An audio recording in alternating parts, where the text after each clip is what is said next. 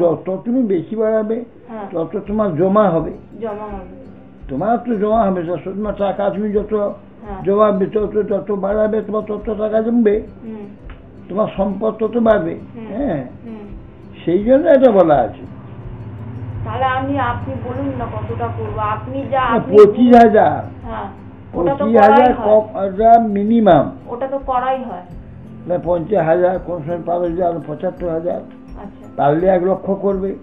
তোমার আপনি ভালো লাগবে, তোমার সেইভাবে চিন্তা করছো, সেইটাই তোমার স্বরূপ হবে।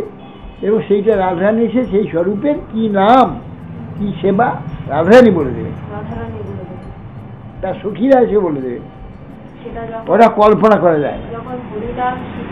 হ্যাঁ, সিদ্ধ হবে মানে আমার স্বরূপ।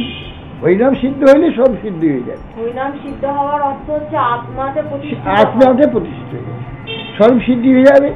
তখন তোমার যে কি সেবা আদি তখন সব উদ্ভাসিত হয়ে যাবে। কল্পনা করে হয় না। এরা যে কল্পনা করে, যে অষ্টকালীয় চিন্তা করে, আর যে লীলা চিন্তা করে, ওই সখাত শরীর, সখাত শরীরে ওরা ডুবে যাবে, সমুদ্রের সন্ধান হবে না। সে সমুদ্র ভজনে তুমি যখন প্রতিষ্ঠিত হবে, তোমার মুক্ত হয়ে যাবে, তুমি যখন দেহাভিমান চলে যাবে, তখনই আপনি স্ফুরণ হয়ে যাবে সেই ভগবান, তার লীলা, তার পরিকর, ওই হরিনামের মধ্য থেকে সব।